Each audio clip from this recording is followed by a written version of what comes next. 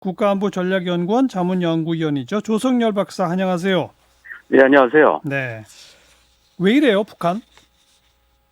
예, 북한 입장에서 보면은 정상 간의 합의에 대해서 네. 남측이 이행하지 않았다라고 하는 것이 이제 표면적인 이유로 제기하고 있고요.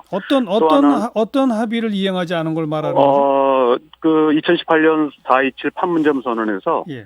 제2조에 보면은 이 군사분계선 일대에서 삐라 살포를 하지 않는다라고 명시돼 있습니다. 예. 이 부분에 대해서 뭐 우리 정부가 한 건 아니지만 예. 우리 정부가 적극적으로 말리지 않았다. 막지 않았다. 사실상 방치했다. 이래서 결국은 한국 정부가 우리 정부가 책임 있다 이렇게 얘기하는 것 같습니다. 네. 그런데 그거 하나 때문에 모든 걸 이렇게 단절시킨다? 좀 과하지 않나요? 예, 아마 지금 북한 입장에서 본다면은 작년 11월 이후에는 대남 입장 표명을 굉장히 자제해 왔거든요. 예. 특히 이제 대남 정책에 대해서 아마 전환 필요성을 느꼈던 것 같습니다. 2018년부터는 대화국면으로 들어가면서 남북 화해 협력이 이어졌는데요. 예. 작년 하노이 회담이 결렬된 이후에 대미 정책의 위주로 하면서 정책 조정을 해나갔는데 예. 대남 정책은 상당히 유보적인 태도를 취했습니다. 우리가 뭐 만나자, 대화하자, 특사 보낸다, 무슨 얘기를 해도 대꾸도 안 했잖아요. 예, 그러니까 뭐 대꾸도 안 했고 그렇다고 해서 우리 쪽을 공격하지도 않는 그런 태도를 취했는데 특히 이제 신년사가 없으면서 대남 정책에 대한 입장 표명이 없었고요. 예. 통상적으로는 이제 1월 말에 정부 정당 단체 연석회의라는 게 있습니다. 여기서 이제 호소문을 발표하는 형태로 해서 대남 정책이 구체화되거든요. 예. 근데 올해는 이제 코로나 때문에인지 몰라도 또 그런 그 회의도 없었습니다. 없었죠. 예, 그러면서 지금 우리 정부와는 작년 6월 30일 판문점에서 이제 남북미 정상이 만난 거 외에는 거의 뭐 대화가 없었습니다. 근데 그렇기 때문에 이번 조치를 보면은 어찌 보면 이제 북한이 대남 정책에 대한 입장이 정리가 됐고 그 부분을 이제 본격적으로 전개하는 신호탄으로 이번에 이제 그 대북 전단 문제를 걸고 나온 것 같습니다. 그러니까 그럼 대남 정책이 정리된 것이 이제는 적대 관계로 간다는 거예요?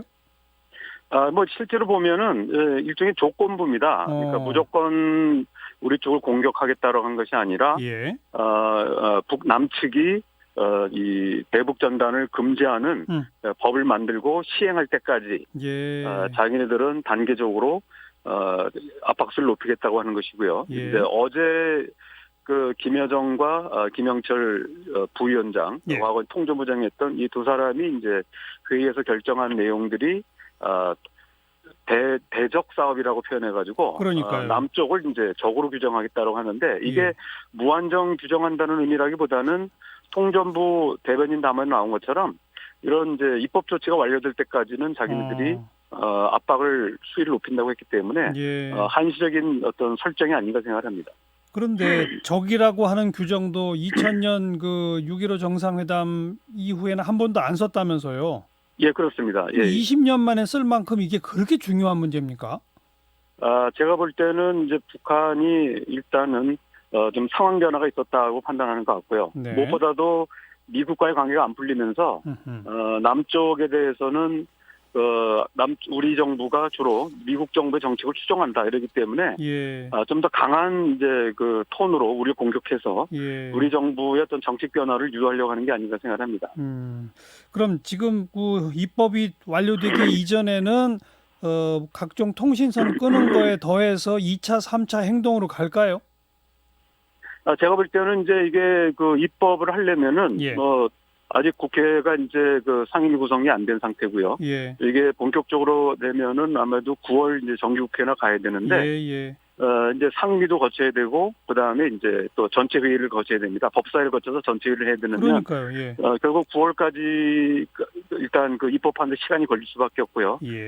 문제는 그 사이에 8월 정도에 이제 을지 프리덤 가디언 훈련, 그러니까 지금 이름 바꿔서 이제 동맹 2라고 하죠. 이 훈련이 예정돼 있기 때문에 결국은 이런 대북 전단 문제가 한미 군사연습 문제까지 연결될 가능성이 있고요. 그러면서 사태가 좀 더 악화될 가능성이 있다고 생각합니다.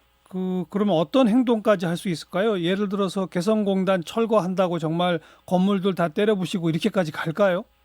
뭐 그렇게까지는 않을 것 같은데 뭐 이렇게 철거한다라고 하면은 이제 그 자체를 이제 못 쓰게 하겠다. 다시 말하면 대성공단에 대해서는 더 이상 미련을 안 갖겠다는 거고요. 특히 이제 그 남북 한미 군사연습을 문제 삼을 경우는 군사합의서 9.19 군사합의서를 이제 파기하겠다고 나올 가능성이 많습니다.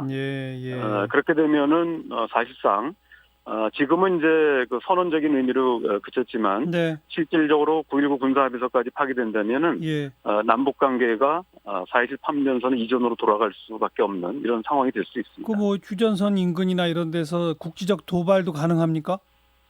아마 바로 현재까지 나온 걸 봐가지고는 바로 그렇게 나갈 것 같지는 않고요. 다만 이제 대북 그 전단을 쏘아올리는 이런 풍선들이 떠오를 경우, 과거 2014년도에도 총격을 가한 경우가 있었거든요. 맞아요.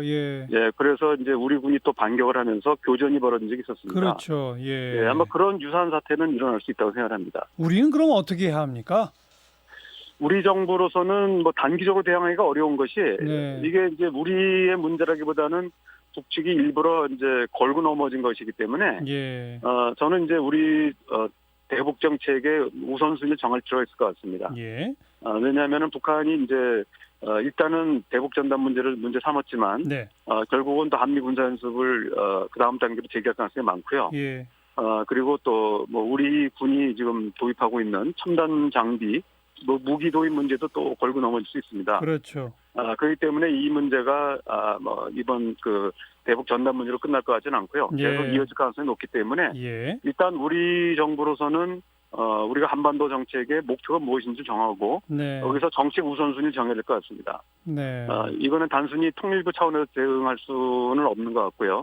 결국 국방부라든지 외교부 그리고 이 전체를 컨트롤할 수 있는 국가안보실 차원에서 종합적인 대책이 필요하다고 생각합니다. 그 조 박사님 보실 때 정책 우선순위의 첫 번째를 뭐로 두는 게 옳다고 보세요? 일단은 이제 그 4.27 판문점 선언에서 합의했던 대로 대북 전단 살포는 막아야 된다고 생각을 하고요. 이것은 이제 국회에서 별도 입법 조치가 진행돼야 된다고 봅니다. 하지만 한미 군사 연습은 이제 두 가지 차원에서 있는데요. 한미 연합 방위 차원도 있지만 또 하나는 이제 전작권 전환을 위한 시행 그 훈련의 성격도 있거든요. 그렇죠. 그래서 이게 지금 전작권 전환이 내년까지를 목표로 해서 작년에 1단계, 금년에 2단계가 예정돼 있습니다.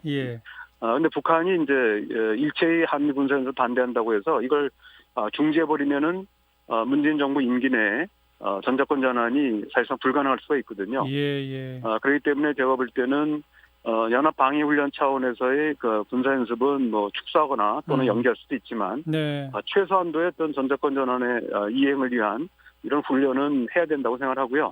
이런 부분들이 오히려 장기적으로 보면은 우리 주도의 남북 관계 그리고 한반도 평화 체제를 구축하는데 더 도움이 된다고 생각합니다. 좀 길게 보면 결국 미국 대통령 선거 끝나고 다음 정부가 미국 정부가 어떤 정부가 되는지 그 정부가 북한과의 관계를 어떻게 하려고 하는지 이 가닥이 잡힐 때까지는 남북 관계도 굉장히 어렵겠네요. 지금 북한도 그런 계산하는 것 같습니다. 11월 달에 이 대선이 좀 불확실하기 때문에 알겠어요. 그 이전까지 그런 조치를 취하고 있는 것 같습니다. 참 그 한때 막 남북 정상회담 수시로 하고 북미 정상회담도 하고 하면서 꿈에 부풀었는데 일장춘몽인가 봅니다. 참. 아닙니다. 이게 현실이 그렇습니다. 자, 국가안보전략연구원 조성열 박사 고맙습니다.